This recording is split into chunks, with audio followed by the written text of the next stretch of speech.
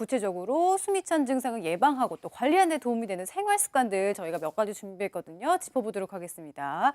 먼저 첫 번째는 식단을 바꿔라. 먹는 게 또 도움이 된대요. 이거 참 어려운데. 자, 트랜스 지방 섭취를 금하라 나왔습니다. 이건 어떤 이유에서일까요, 이 교수님? 네, 트랜스 지방은 담배 다음으로 가장 혈관에 적이 되는 지방산인데요. 가공식품에 많이 들어 있습니다. 그리고 트랜스 지방산으로 인해서 동맥경화가 일어날 수 있기 때문에 줄이는 게 아니고요. 금하는 게 맞습니다. 전 세계 유럽, 미국, 한국 할 것 없이 전 세계 심장혈관 질환 가이드라인에서는 트랜스 지방산 섭취를 줄이는 게 아니고 금하라고 권유하고 있기 때문입니다.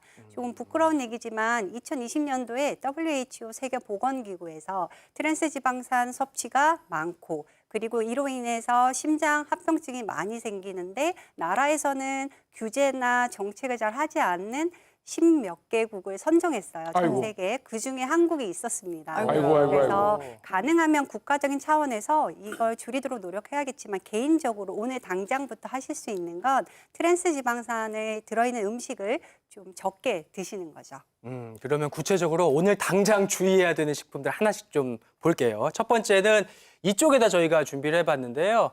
빵이라든지 케이크라든지 과자, 튀긴 과자겠죠. 그리고 각종 소스류 요거 조심해야 된다. 맛있는 건데. 네, 이게 트랜스 지방산이 들어있으면 식품 맛있겠죠. 유통 기한이 길어지고 아. 또 바삭하고 맛있는 그러니까. 기능이 먹지 있습니다. 말아요. 그래서 사실 상업적으로 많이 이용이 되는데요. 가장 편리한 방법은 뒤에 영양 성분표를 보시면 트랜스 지방 가급적이면 0g인 걸 선택해서 드시면 도움이 됩니다. 그렇지만 조금 기억해 주셨으면 좋겠는 건 우리나라 식품 규제법상 0.2g 미만이면 모두 트랜스 지방산이 없다고 표기할 수 있기 때문에 가급적이면 안 드시려고 노력하시는 거고요. 드시는 상황이라고 하면 영양 성분표를 확인하시는 습관이 도움이 될 것 같습니다. 그렇군요. 왜 항상 피해야 할 것들은 맛있는 게 나오는지 모르겠습니다. 네. 이쪽에 이어서 두 번째도 또 맛있는 게 나왔거든요. 보시면 바로 햄, 소시지 같은 가공육 종류예요. 네, 지금 앞서 다른 교수님들 말씀하신 것처럼 단백질 섭취하는 건 심장에도 좋고 폐에도 도움이 되니까 햄이나 소세지를 이용하는 것도 생각해 보실 수 있지만 가공육은 대부분 지방질이 많은 부위를 이용합니다. 40% 이상의 포화지방산, 동물성 지방이 있기 때문에 그 부위를 드시는 거 별로 도움이 안 되거든요. 그리고 두 번째는 염분이 추가가 됩니다. 그래서 짜게 드시게 되기 때문에 심장을 생각해서 또 제한하시면 좋겠고요. 마지막으로 가공하는 과정에서 아질산염과 같은 발암물질이 나올 수 있으니까 이 부분을 생각하면 가공육을 드시기보다는 생고기, 그러니까 신선육을 활용해서 드시기를 권유드립니다. 네, 여기까지는 근데 다 이해가 되는데 마지막 세 번째는 저는 도통 이해가 안 돼요. 여기 보시면 우리가 건강식으로 먹는 치즈 먼저 보이시고요. 그 다음에 여기 보시면 녹즙 그리고 요거 좀 잘 안 보이시겠지만 살짝 이렇게 보여드릴까요? 청국장. 잘못 나온 거 아니에요? 이거 정말 다 몸에 좋은 거라고 저희 먹고 네, 있거든요. 홍 근데 교수님. 왜 그런 걸까요? 네, 몸에 좋을 뿐만 아니라 이거는 심장에도 좋습니다. 좋은 음식인데 네. 단 하나 이제 문제가 되는 게 우리 항응고제를 드시는 분들이 심장병 환자분들 중에 굉장히 많습니다. 판막 질환이나 여러 가지 부정맥이 있어서 항응고제인 와파린을 드시는 분들이 있는데 이런 약하고 굉장히 밀접하게 관련이 있고 농도를 높인다든지 낮춘다든지 여러 가지 문제가 있기 때문에 이런 약을 드시는 분들은 조심하셔야 된다 이런 거기 때문에 한번 좀 주치의와 상의한 후에 복용을 하시는 게 좋습니다. 네, 질환이 있어서 약을 드신다면 조심해 주십사 하는 차원에서 말씀드렸고요. 다음은 이제 권하는 음식 한번 소개해 드릴게요. 단백질을 충분히 먹는 게 도움이 된다고요, 김 교수님. 네. 단백질만 많이 먹는 게 아니라 균형 잡힌 식사를 하는 게 상당히 중요하고요. 단백질을 소홀히 하지 말라, 충분하게 잘 섭취하라 그런 말씀을 드리겠습니다. 단백질 아까 제가 앞에서 말씀드린 것처럼 그 호흡 근육이 약해져 있는 사람들은 그다음 폐기능까지 같이 떨어져 있으면 숨쉬기가 힘들거든요.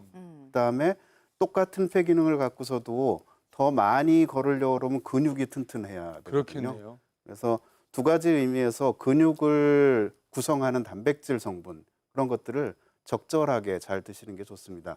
육류나 계란이나 두부나 그런 것들을 적절하게 잘 드시고 균형 잡힌 식사를 하시는 것이 폐 질환과 호흡기 질환에 다 같이 좋은 그런 상황이 되겠습니다.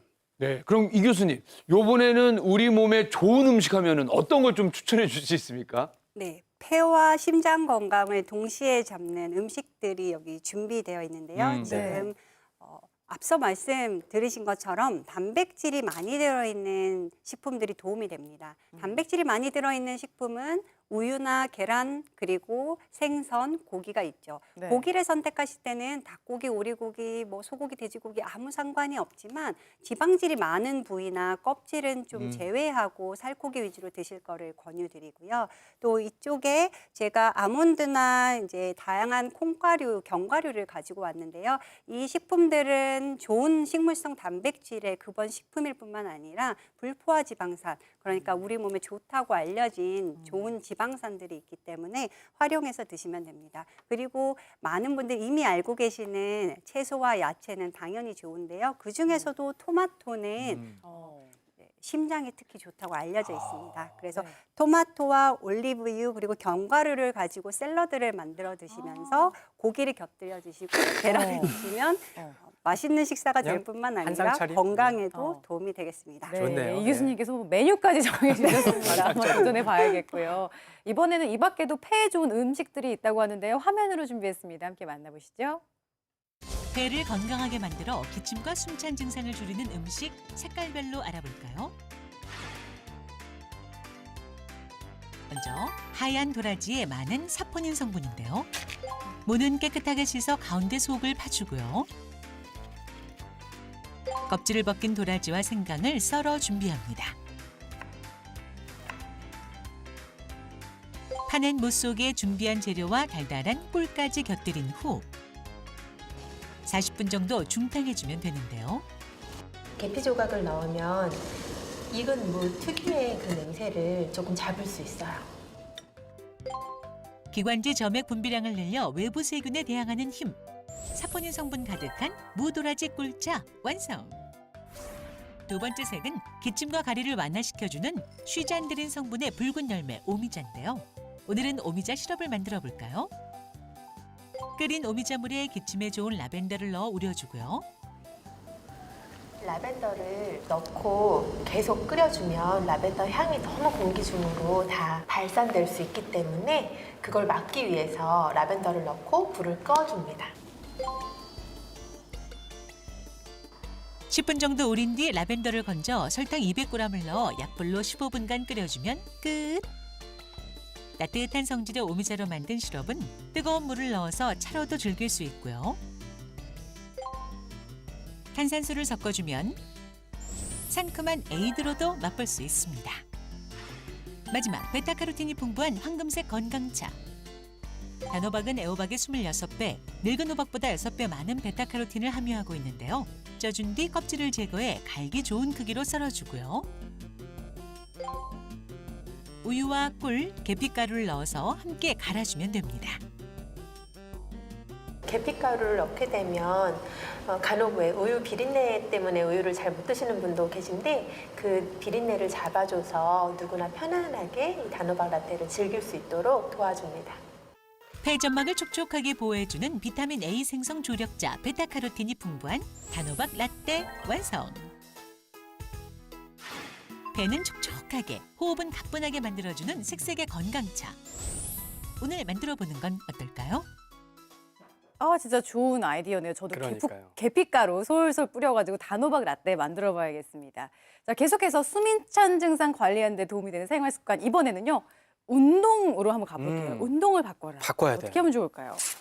주당 150분 유산소 운동하시고요. 거기다 더해서 주 2회 근력 운동을 하시면 도움이 된다고요, 홍 교수님.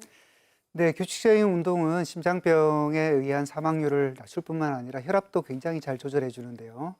여기 보니까 주당 150분 유산소 운동만 하는 것도 좋지 않고 근력 운동을 같이 하는 게 좋은데 이 문제는 한꺼번에 몰아서 하시는 분들이 상당히 많다는 겁니다. 150분 그러니까 주말에 딱 한 번 일주일에 등산 가서 150분 그래, 채우는 150분. 것보다는 네. 그것보다는 저강도의 운동을 하루에 30분씩 5일간 꾸준히 하는 것이 훨씬 더 좋습니다. 그것과 더불어 우리 아령과 같은 이런 근력 운동을 주당 한 2, 3회 정도 병행하시면 굉장히 심혈관을 튼튼하게 만드실 수 있고요.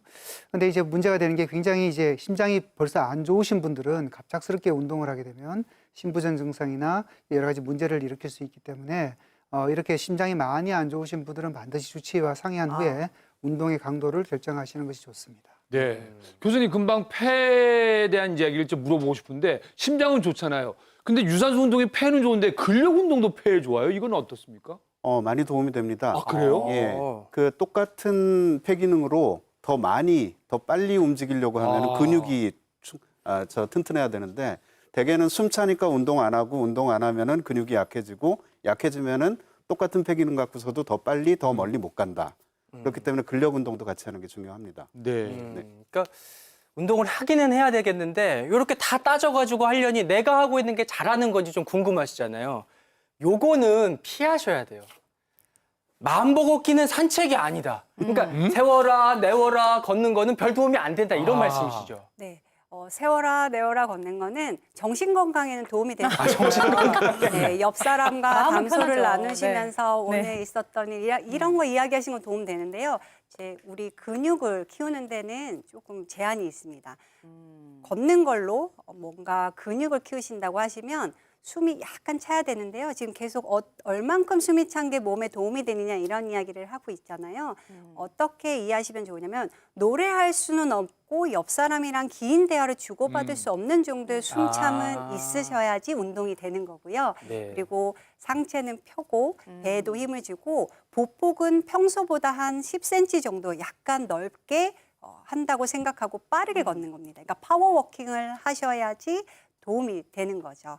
만약에 무릎이 안 좋으신 분들 계신데요. 이럴 네. 때는 너무 걷기 운동에 집중하려고 하시기보다는 집에 있는 실내 고정식 자전거나 자전거. 스태퍼 같은 도구를 이용하시는 게 하체 근력을 키우고 호흡에도 도움이 되겠습니다.